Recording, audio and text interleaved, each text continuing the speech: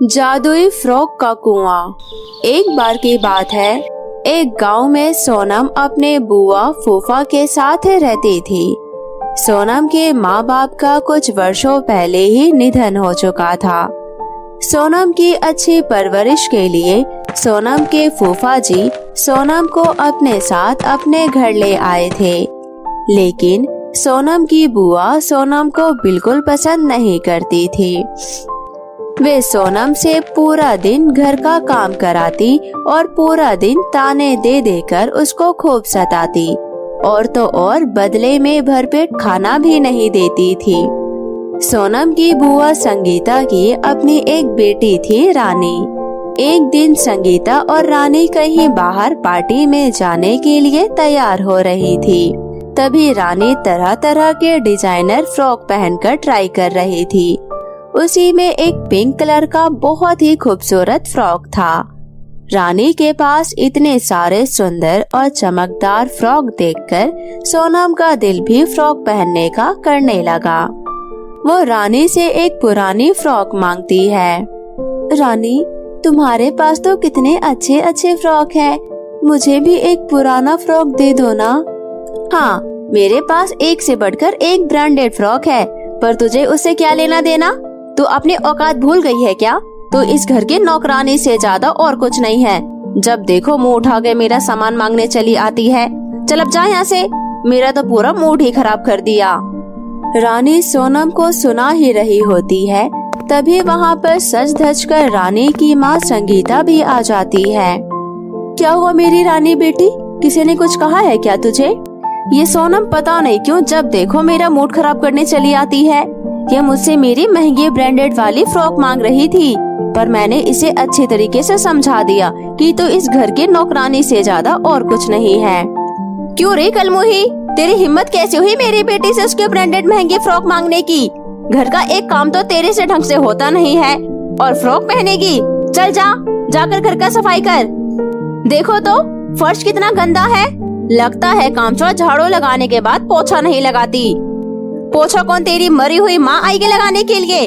घर साफ हो जाने के बाद सारे बर्तन भी साफ कर लेना, गंदे पड़े हैं। चल अब जा यहाँ से, हम दोनों बाहर पार्टी में जा रहे हैं। कल का बचा हुआ खाना फ्रिज में रखा होगा, वहीं खा लेना। इतना बोलकर दोनों पार्टी में चले जाते हैं। इधर सोनम अपनी बुआ और रानी की खरी खोटी सुनकर बहुत दुखी होती है और वहाँ से चुपचाप जाकर अपने काम में लग जाती है। सोनम अपना सारा काम खत्म करके कल का बचा खाना खाकर अपने कमरे में अपनी माँ की तस्वीर देखकर तेज तेज रोने लगती है और माँ को याद कर कर कहती है, माँ, पिताजी, तुम दोनों मुझे अकेला छोड़कर कहाँ चले गए? जब आप दोनों मेरे साथ थे, मेरे पास किसी चीज की कमी नहीं थी। जब आप दोनों मेरे साथ थे, तब मेरी छोटी से छोटी ख्वाहिश पूरी होती थी, और अब तो मेरी एक छोटी सी ख्वाहिश भी पूरी नहीं होती, बल्कि मेरे से पूरे दिन काम करवाया जाता है और बदले में ताने भी मिलते हैं। मैं बहुत दुखी हूँ, मुझे भी अपने पास बुला लो। अब मुझे इस दुनिया में रहकर कुछ नहीं करना, मुझे आपके पास ही रहना है बस। सोनम ऐसा कहकर रो ही रही होती है कि तभी सोनम को एक आवाज सुनाई देती है, सोनम बेटा। सोनम इधर उधर देखती है, वो आवाज और कहीं से नहीं बल्कि सोनम के माता पिता की तस्वीर से आती है। सोनम की माँ सोनम से कहती है, सोनम मेरी प्यारी बच्ची, तो इस तरह रो मत, मुझसे तेरी ये हालत देखी नहीं जाती। माँ, आप तस्वीर से बोल रही हो, मुझे तो विश्वास ही नहीं हो रहा। हाँ मेरी प्यारी बेटी, मैं तेरी माँ हूँ और मैं सब जानती हूँ कि तू कितना दुखी है। मेरी प्यारी बेटी पर संगीता और रानी कितना अत्याचार करती है, लेकिन अब मैं ये सब होते हुए और नहीं देख सकती। मैं तुझे एक ऐसी जगह बताती हूँ जहाँ जाकर तेरी हर एक इच्छा पूरी हो जाएगी। ऐसी कौन सी जगह है माँ? आप मुझे कहाँ भेजना चाहती हैं, जहाँ मेरी हर एक इच्छा पूरी हो जाएगी?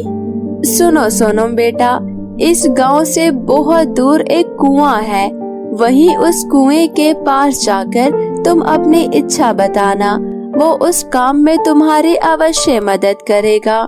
ये सुनकर सोनम अपने आंसू पोंछकर उस कुएं से मदद मांगने चली जाती है। वो कुएं के पास खड़ी होकर कुएं से कहती है, हे जादुई कुएं, मुझे भी सुंदर सुंदर फ्रॉक चाहिए ताकि मैं भी रानी की तरह सुंदर दिख सकूं। सोनम के इतना कहते ही जादुई कुएं से सुंदर सुंदर फ्रॉक बाहर आ जाता है, जिन्हें देखकर सोनम बहुत खुश होती है और उस जादुई कुएं को धन्यवाद कहती है। पर सोनम बेटा, यह याद रखना, यह कोई मामूली फ्रॉक नहीं है, बल्कि यह जादुई फ्रॉक है। इसे पहनते ही तुम दुनिया की सबसे खूबसूरत लड़की में बदल जाओगी और तुम इस फ्रॉक को पहनकर जो भी काम करोगी वह चुटकियों में हो जाएगा। लेकिन एक बात ध्यान रखना, यह साधारण से दिखने वाली जादुई फ्रॉक केवल ईमानदार एवं जरूरतमंदों पर ही अपना जादू दिखाता है। यह जादुई फ्रॉक गलती से भी किसी लालची लोगों के हाथ में नहीं आना चाहिए, नहीं तो कुछ बुरा हो जाएगा। ठीक है जादुई कुआं, मैं इस बात का ध्यान रखूंगी। इतना कहकर सोनम सभी जादुई फ्रॉक अपने साथ अपने घर ले आती है और वो जैसे ही फ्रॉक पहनकर देखती है तो वो पहले से भी अधिक सुंदर हो जाती है। तभी बाहर से संगीता और उसकी बेटी रानी घर आ जाती है। सोनम को देखकर वे लोग चौंक जाते हैं कि सोनम के पास इतनी सुंदर फ्रॉक कहां से आई। तभी रानी अपनी माँ से कहती है, माँ, इतनी सुंदर फ्रॉक सोनम के पास कहां से आई? मुझे भी ऐसे ही सुंदर सुंदर फ्रॉक चाहिए। सुंदर फ्रॉक सिर्फ मैं ही पहनना चाहती हूँ। सोनम मुझसे सुंदर कैसी लग सकती है माँ? मुझे वही फ्रॉक चाहिए जो सोनम ने पहन रखी है। तभी संगीता सोनम पर चिल्लाते हुए कहती है, इतनी बन-ठन कर तू कहाँ जा रही है? चुपचाप घर पर रह। और क्या तुझे पता नहीं कि कल तेरे फूफा जी शहर से आ रहे हैं, इसलिए पूरे घर की अच्छे से सफाई कर दे, समझ गई? तभी रानी कहती है, देखो तो माँ, इसने कितनी सुंदर फ्रॉक पहन रखी है। जरूर इसने ये फ्रॉक चुराए हुए पैसों से खरीदी होगी माँ। इससे पूछो कि उसके पास ये फ्रॉक कहाँ से आए। नहीं नहीं रानी, मैं अपनी माँ का बक्सा खोलकर देख रही थी, उसी में ये फ्रॉक मुझे मिली। सोनम बुआ जी से झूठ बोल देती है और घर का काम करने चली जाती है। सोनम ने जादुई फ्रॉक पहन रखी थी, इसलिए उसका काम अपने आप हो जाता है। रानी अपनी माँ संगीता से कहती है, देखिए ना माँ, इसकी माँ के कितनी अच्छी अच्छी फ्रॉक है। मुझे भी चाहिए वो फ्रॉक। कितनी सुंदर फ्रॉक है जो इस नौकरानी ने पहन रखी है। मुझे इस नौकरानी की सारी फ्रॉक चाहिए। मैं नहीं चाहती कि आपकी बेटी इस नौकरानी से कम सुंदर दिखे। कोई बात नहीं मेरी प्यारी बेटी, अगर तुझे उस नौकरानी की फ्रॉक चाहिए तो अभी मैं उसे मांग कर ला देती हूँ। मैं अपनी बेटी को इस तरह उदास नहीं देख सकती। उस कलमोही की इतनी औकात नहीं कि वो मेरी बेटी से ज्यादा सुंदर दिखे। इतना कहकर वो सोनम के पास चली जाती है और कहती है, ओ महारानी, तेरे स्वर्गवासी माँ के सभी फ्रॉक कहाँ रखी है? मुझे दे दे।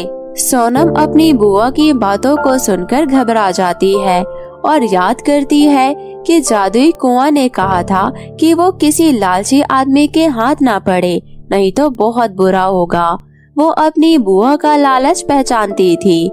सोनम अपनी बुआ को मना कर देती है और कहती है, बुआ, आप मुझे चाहे कितना भी मार ले, पर मैं वो फ्रॉक आपको नहीं दूंगी, क्योंकि वो मेरी माँ की आखिरी निशानी है।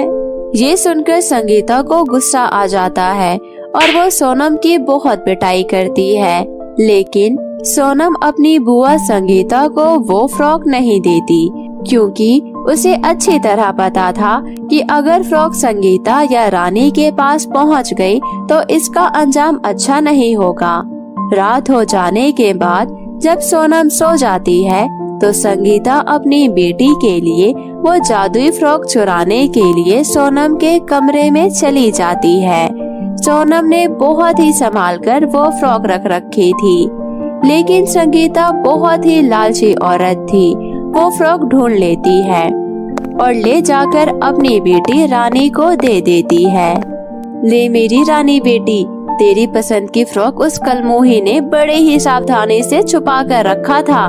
बहुत मुश्किल से ढूंढ कर लाई हूँ। रानी बहुत ही खुशी से वो फ्रॉक पहन लेती है और जैसे ही वो फ्रॉक पहनती है उसके पूरे शरीर में खुजली होने लगती है। रानी चिल्लाने लगती है, माँ इस फ्रॉक को उतारो, मेरे पूरे शरीर पर खुजली हो रही है। मुझसे बिल्कुल भी रहा नहीं जा रहा। ये कैसी फ्रॉक है जिसकी वजह से मेरे पूरे शरीर में खुजली होने लग रही है। संगीता पूरी कोशिश करती है ये जादुई फ्रॉक उतारने की, परंतु फ्रॉक अब नहीं उतरती। संगीता भागकर सोनम को बुलाती है। ये कैसी फ्रॉक है तेरी माँ की, जिसके कारण मेरी बेटी के पूरे शरीर पर खुजली हो गई और उसका शरीर लाल पड़ गया। बुआ, आपने ये कैसा अनर्थ कर दिया। ये कोई मामूली फ्रॉक नहीं है, ये जादुई फ्रॉक है। जादुई फ्रॉक? लेकिन तुम तो बता रही थी कि ये तुम्हारी माँ की है। सोनम अपनी बुआ को सारी हकीकत बता देती है कि किस तरह उसकी स्वर्गवासी माँ ने उसको एक जादुई कुएं के पास भेजा था, जहाँ से वो ये जादुई फ्रॉक लेकर आई थी। संगीता सच्चाई जानने के बाद अपने किए पर बहुत पछताती है और सोनम से कहती है, सोनम मेरी बच्ची, मुझे माफ कर दो। मैंने तेरे साथ कितना गलत व्यवहार किया, लेकिन तो हम माँ बेटी की सच्चाई जानती थी कि हम कितने लालची हैं, इसलिए तू हमें जादुई फ्रॉक नहीं दे रही थी ना। मुझे माफ कर दो। आज से तू मेरी बेटी है। आज से मेरी एक बेटी नहीं बल्कि दो सगी बेटियां हैं। संगीता के इतना कहते ही रानी के शरीर की खुजली मिट जाती है और सोनम जादुई कुएं की जादुई फ्रॉक की वजह से अपनी बुआ के दिल में जगह बना लेती है। अब सोनम बहुत खुशी खुशी अपनी बुआ संगीता और रानी के साथ रहने लगती है।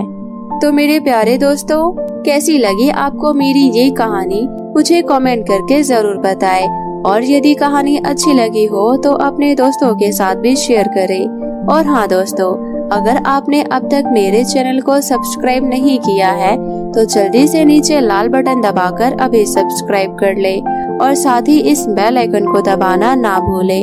तो मिलती हूँ मैं आप सभी से फिर किसी नई कहानी के साथ। तब तक अपना ध्यान रखें। बाय बाय दोस्तों।